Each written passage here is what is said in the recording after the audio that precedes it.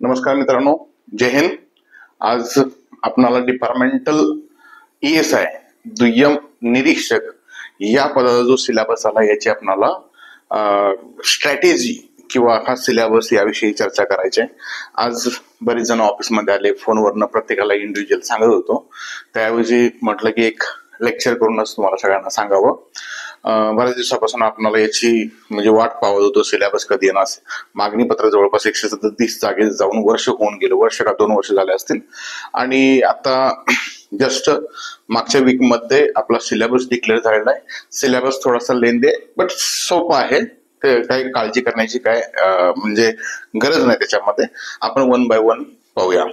आता ही विभागीय परीक्षा आपली बऱ्याच वर्षानंतर होते, त्यामुळे हा एक गोल्डन चान्स आहे. आणि 2012-13 जे आपले जवानी वाहन चालक आलेले डायरेक्ट ते MPSCच्या टच मध्ये होते, ते आलेले आहेत. त्यामुळे तुम्हाला हे फारच असं नवीन आहे असं याच्यामध्ये कोणताही भाग नाही. अगदी पेपर 2 मध्ये काही कायदे टाकलेले आहेत ते नवीन आहेत, ते तुम्हाला करायचे आहेत. बाकीचा जो जनरल सिलेबस आहे त्याच्याशी तुम्ही चांगले फॅमिलियर आहात. फक्त आता गॅप पडलेला आहे. आता गॅप पडलेला आहे सर म्हणणार की आता कसं करायचं, काय करायचं. सगळ्यांची परिस्थिती तेच आहे. याच्यामध्ये जनरल MPSC मध्ये तुम्हाला कॉम्पिटिशन करायला येणार नाहीत, तुमचे सहकारीच तुमच्या बरोबर असणार आहेत. ही परिस्थिती सगळ्यांची सेम आहे. सगळ्यांनीच पुस्तकाला हात लावलेला नव्हता. काही आपल्या कामाशी रिलेटेड कलम सोडली तर बाकी इतर GS, इतर कलमे, इतर कायदे याच्याशी काही संपर्क नव्हता. काही विद्यार्थी मात्र आहेत, ते मात्र कंटिन्युअसली माझ्या टच मध्ये पण होते, अभ्यासामध्ये पण आहेत. तर तुम्ही ते आता करू शकता, तुम्ही जास्त काय टेन्शन घेऊ नका. आता याच्यामध्ये ही स्ट्रॅटेजी बघत असताना आपल्याला काय बघायचं आहे, तर याच्यामध्ये सिलेबस पेपर 1चं पण आपण बघायचं आहे. पेपर 2चं तर ऑलरेडी एक आपले लेक्चर आहे, ते मी सगळं बोलूच. तर पेपर 1 करत असताना आपण कोणत्या पद्धतीने गेलं पाहिजे. आज GS आहे, आज हे मी सांगण्याचा मला हक्क का आहे, तर मी स्वतः MPSC मधून सिलेक्शन झालंय आणि याबरोबर मी किती मेन्स दिलेले आहेत, 22 मेन्स दिलेले आहेत. 22 मेन्स म्हणजे काय, याच्यामध्ये राज्यसेवा पण आहे, फॉरेस्ट आहे. फॉरेस्टला मी महाराष्ट्रात 17वा होतो. म्हणजे MPSC ला म्हणजे ह्या मेन्स दिल्या म्हणजे काही जास्त शाणा झाला असं काही नाही, परंतु एक काय आलेलं आहे की MPSC ला काही जे अपेक्षित आहे याचं थोडंफार नॉलेज आहे.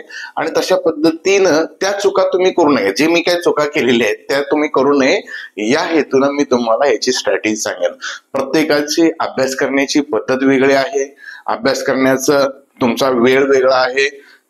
परंतु तरीही काही गोष्टी ज्या माझ्या लक्षात आल्या त्या तुम्ही जर लक्षात घेतल्या तर हा कमी वेळेमध्ये तुम्हाला चांगले मार्क्स देण्यासारखे असं म्हणजे काय होऊन जाईल की तुम्हाला याचा फायदा होऊन जाईल. त्यामुळे म्हटलं थोडंसं तुमच्याशी डिस्कस करावं, यासाठी करतोय.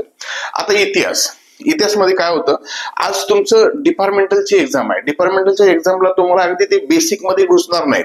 आणि जनरली काय होतं याच्यामध्ये की एखादा नवीन मुलगा आज तुम्हाला जी स्ट्रॅटेजी सांगणार आहे आणि एखादा मुलगा ग्रॅज्युएशन करून MPSC करणार आहे मी, सर मला सांगा, त्या दोन्हीच्या स्ट्रॅटेजी वेगळी असणार आहेत.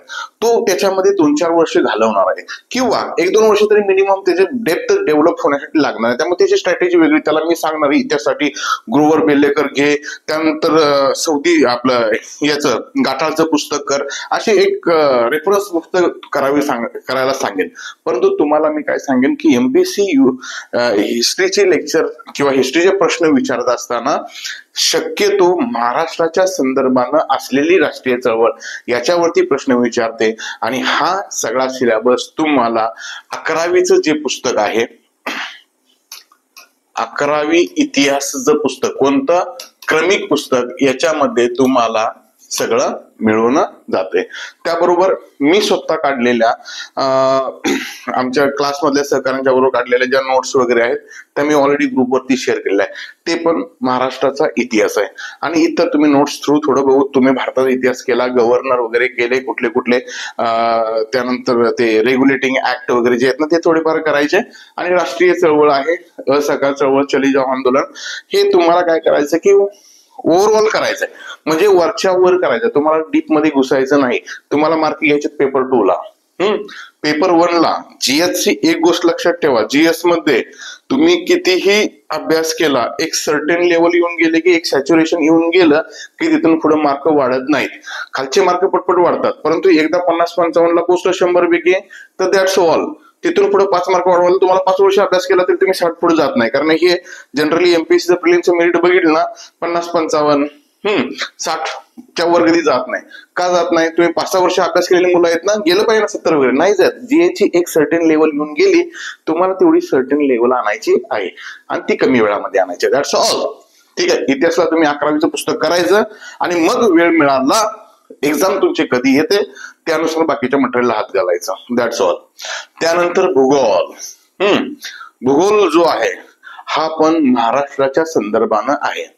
माझ्या मते भूगोल सारखा विषय सगळ्यात जास्त मार्क देणारा विषय आहे. कारण का, म्हणजे ती मे बी माझी स्ट्रेंथ असेल किंवा एमपीएससीचे भूगोलाचे क्वेश्चन काय आहे याचा व्ह्यू मला कळला असेल, तोच तुम्ही सांगेन. भूगोलामध्ये काय होतं की जनरली महाराष्ट्राच्या संदर्भानं काय विचारलं जातं, एक ठराविक चॅप्टर आहे, खनिज बघायची. खनिज कुठलं? रत्नागिरी, सिंधुदुर्ग, भंडारा, गोंदिया, चंद्रपूर, यवतमाळ, तिकडचे 5-6 जिल्हे.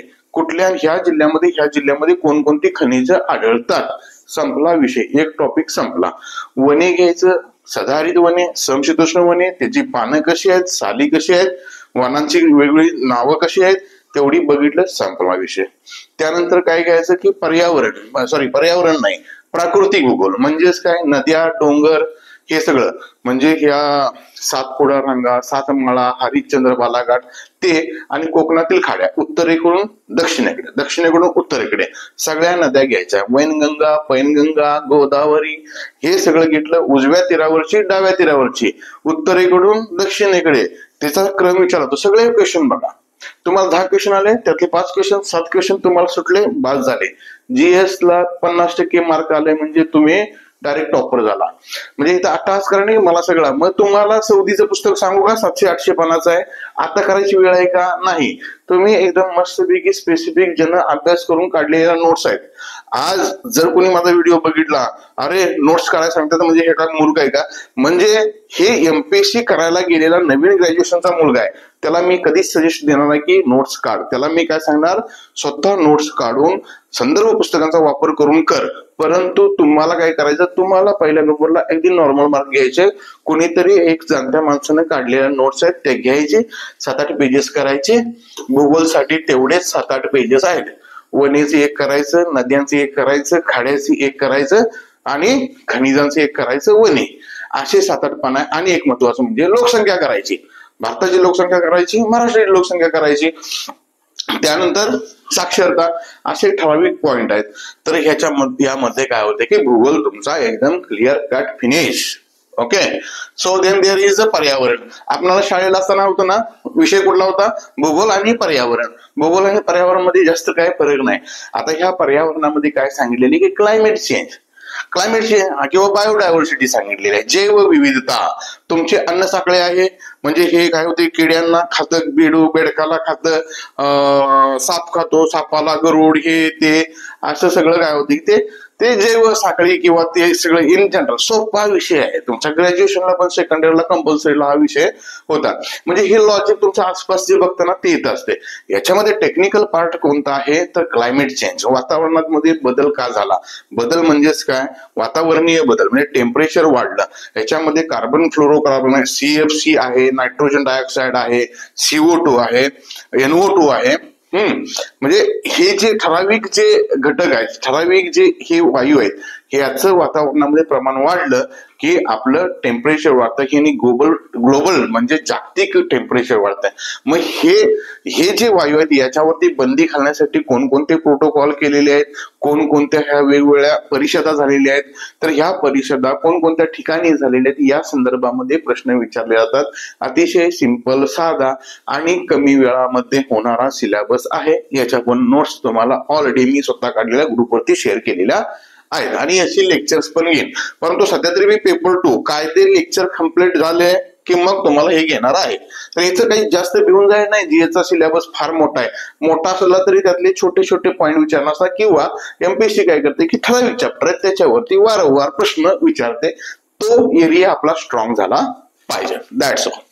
So then there is a अर्थशास्त्र. आता अर्थशास्त्रामध्ये त्यांनी शाश्वत विकास सस्टेनेबल डेव्हलपमेंट विचारलेला आहे. याच्यामध्ये एक जागतिक SDG MDG मिलेनियम डेव्हलपमेंट गोल आहे, सस्टेनेबल डेव्हलपमेंट गोल आहेत. याच्यामध्ये काय करायचं की राज्यसेवेला असलेला सिलेबस जो आहे त्याच्यामध्ये शाश्वत विकास म्हणून एकच चॅप्टर, तुम्हाला काय म्हणते मी, एक चॅप्टर करायचं आहे. तुम्हाला इकॉनॉमीची सगळी पुस्तकं करायची नाही. अगदी पहिल्या 2 चॅप्टर जे आहे त्याच्या नोट्स घ्यायच्या. ह्या ऑलरेडी माझ्याकडे असलेल्या कोणत्या हँड रिटन स्केच पेन काढलेल्या नोट्स ऑलरेडी अवेलेबल तो देतो. तरी पण तुम्हाला काय दत्त सुंदरम आणि कुठली मोठे संदर्भ पुस्तक करायचे असेल तो तुमचा व्ह्यू आहे. मी तर तुम्हाला तो सजेस्ट करणार नाही. याच्या नोट्स मी तुम्हाला देईन. शाश्वत विकास. आणखीन याच्यामध्ये एक आहे दारिद्र्य वगैरे सांगितलेलं, दारिद्र्याचा चॅप्टर आहे. याच्यामध्ये वेगवेगळे कार्यगट आहेत. त्यांनी दारिद्र्याची डेफिनेशन ठरवलेली आहे. म्हणजे दारिद्र्य मोजताना तुम्हाला कमीत कमी एवढी कॅलरी मिळाली पाहिजे, मग तुम्ही काय म्हणजे नाही मिळालं तुम्ही गरीब, एवढा तुमचा इन्कम असला पाहिजे. हे अगदी स्वातंत्र्याच्या कालावधीपासून सांगितले. दादाभाई नौरोजींनी 20 रुपये सांगितलं होतं. त्यानंतर लकडावाला गट होता, अलग कार्य गट होता, त्यांनी सांगितलेलं आहे. त्यानंतर रिसेंट कालावधीमध्ये तेंडुलकर समिती आहे, रंगराजन समिती आहे. त्यांनी ग्रामीण भागामध्ये त्यांच्या लोकांच्या गरजा किती आहेत, कोणकोणत्या वस्तू आहेत, या वस्तू ठराविक कालावधीत लागल्यानंतर वस्तू आहेत. तर याच्यानुसार काय केलेलं आहे की तुमचं दारिद्र्याचं पर्सेंटेज सांगितलेलं आहे. तर या संदर्भामध्ये तुम्हाला एक ठराविक इथं एक जरासा पाठांतराचा विषय येतो. आणि पाठांतर तुम्ही म्हणणार की मी भरपूर नॉलेजेबल आहे, मला पेपर किती पण लिहायला. दादा तुला पेपर लिहायला विचारत नाही, तुला काय विचारणार आहे, तुला गोळे मारायचे आहेत, गोल गोल करायचे. एक्झॅक्टली 10.2 आहे का 10.4 आहे, त्यामुळे इथं तुम्हाला पाठांतर लागणार आहे. म्हणजे मला येते ते MPSC विचारलं पाहिजे असं नाही. MPSC ला जे अपेक्षित आहे ते तुम्ही करायचं, एवढं लक्षात ठेवा. ओके.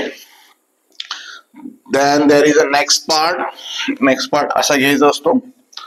ओके. बरेच दिवस स्क्रीन कडे मी आलोच नव्हतो. तुमच्या लेक्चर जे आहे त्यासाठी मला स्क्रीनचा वापर नाही, तर अदरवाईज मी फक्त याच्यावरती युट्यूब बघत होतो. म्हणजे असले चला. त्यानंतर चालू घडामोडीला पण तुम्हाला 3-4 पुस्तकं जनरली MPSC ची मुलं करतात.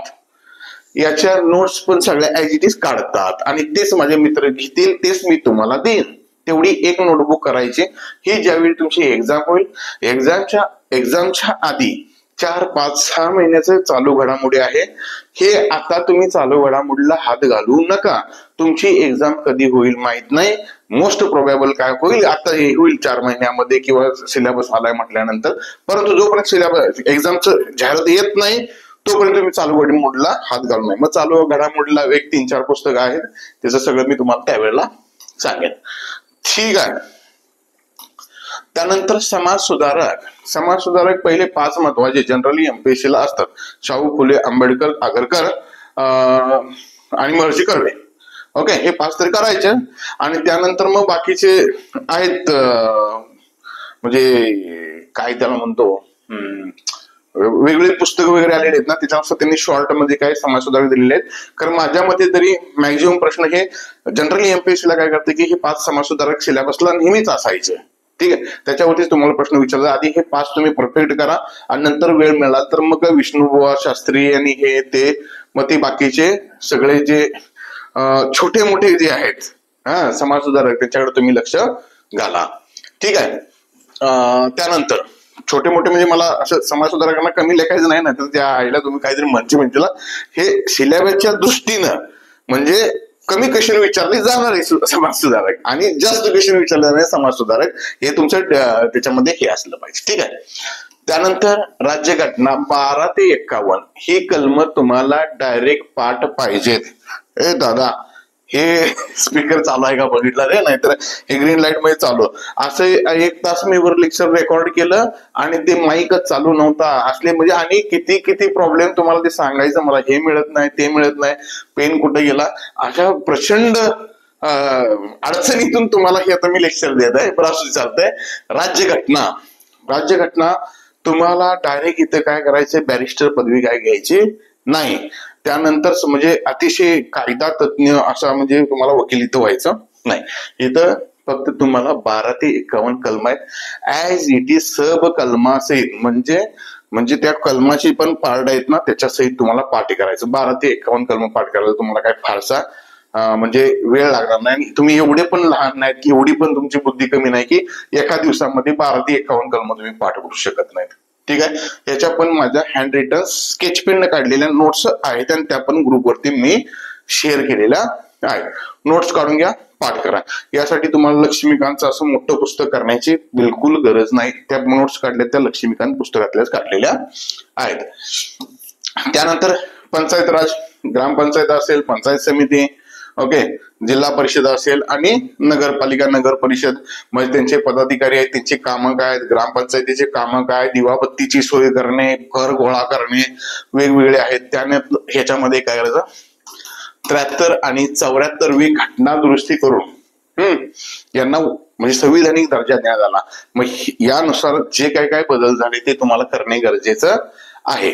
ओके, म्हणजे असं फारसा मोठा राज्यघटनेचा नाही.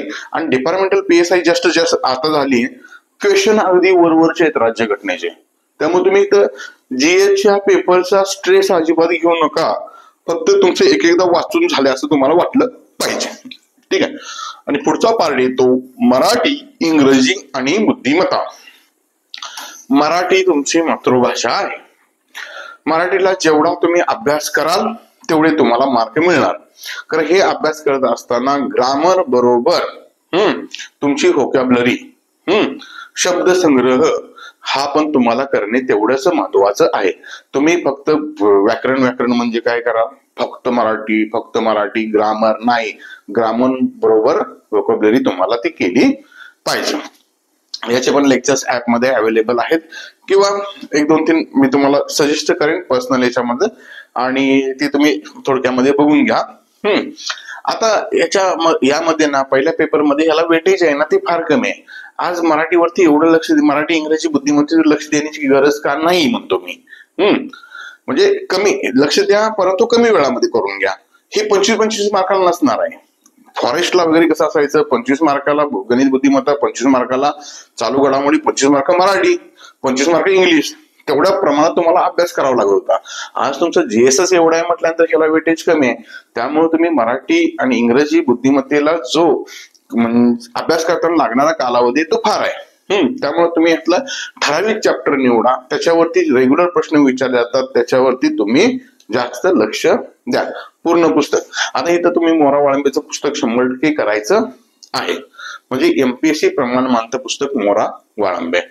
त्यानंतर इंग्रजीचं पण काय, इथं डायरेक्ट आपल्याला कुठे इंग्लंडला जायचं नाही, तिथं जॉब करायला.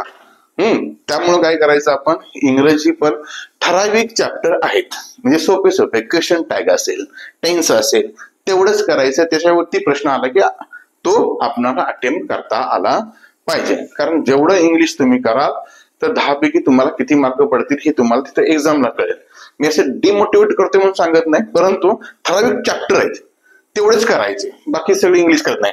आणि याची व्होकॅब्युलरी जी आहे, पाल आणि सुरी मधली व्होकॅब्युलरी करायची. MPSC म्हणजे पाल आणि सुरी एक संदर्भ पुस्तक आहे. MPSC काय करते की ते रेफर करते, त्यातली व्होकॅब्युलरी करा.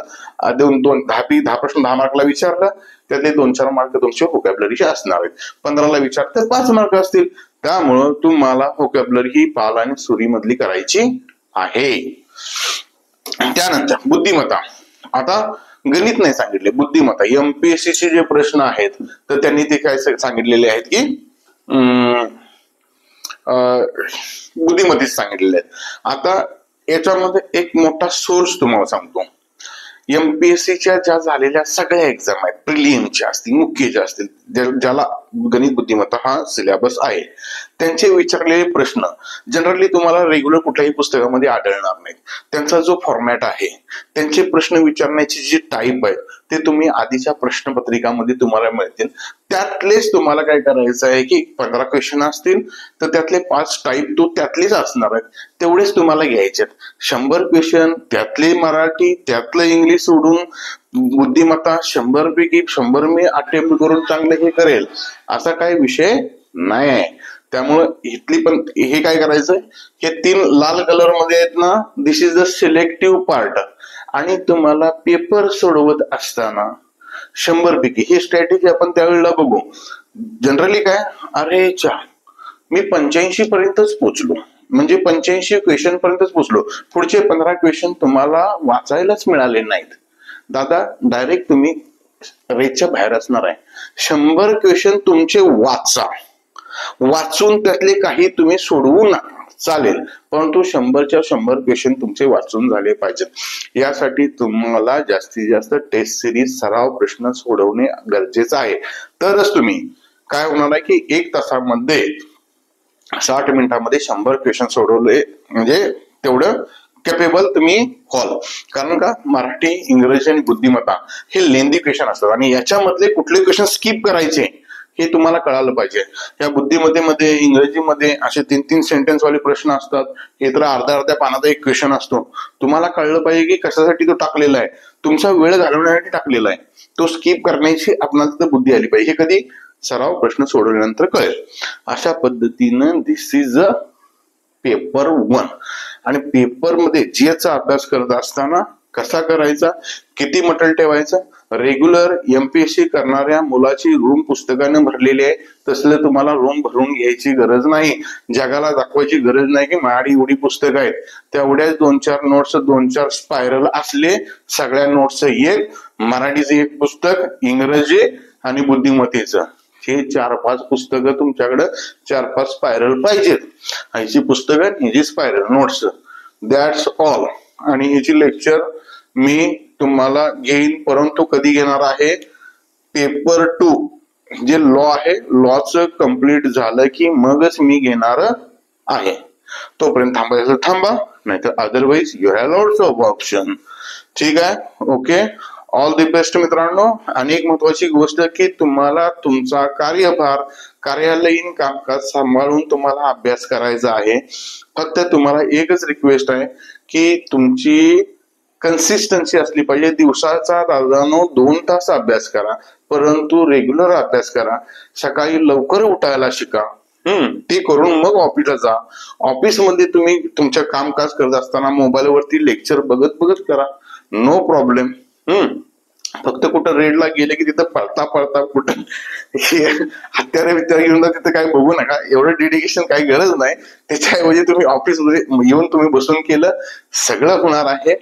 आपल्या डिपार्टमेंटचे वरिष्ठ चांगले आहेत. तुम्हाला अभ्यासाला 100% वेळ मिळेल याची मला तरी गॅरंटी आहे. हे सगळं फक्त काय करायचं की हे करत असताना तुमची कन्सिस्टन्सी पाहिजे. हे तुम्हाला कारण सांगायचं नाही की मला ऑफिसला असं आहे आणि हे आहे, एवढं काम लागतं. काम करूनच करायचं. ही विभागीय परीक्षा आहे. ही काय तुमची रेग्युलर एमपीएससी नाही की मी सगळं ऑफिस सोडलं आणि माझं मी फक्त अभ्यास करत बसतो. ठीक आहे, त्यामुळे ह्या दोन्ही गोष्टी बॅलन्स करायचा. सगळ्यांचीच परिस्थिती आहे. अशा पद्धतीनं हा जो आहे पहिला पेपर आहे, पहिल्या पेपरचा सिलेबस बघितलेला आहे आणि तुम्ही नियोजन करा अशा पद्धतीनं. Thank you, thanks lot. पहिल्या पेपरची स्ट्रॅटेजी असे असेल. ठीक आहे, दुसऱ्या लेक्चर मध्ये मी पेपर 2 बद्दल, लॉ बद्दल डिटेल बोलतो. एकच व्हिडिओ मोठा होऊ नये यामुळे मी काय करतो, इथं आता स्टॉप करत आहे.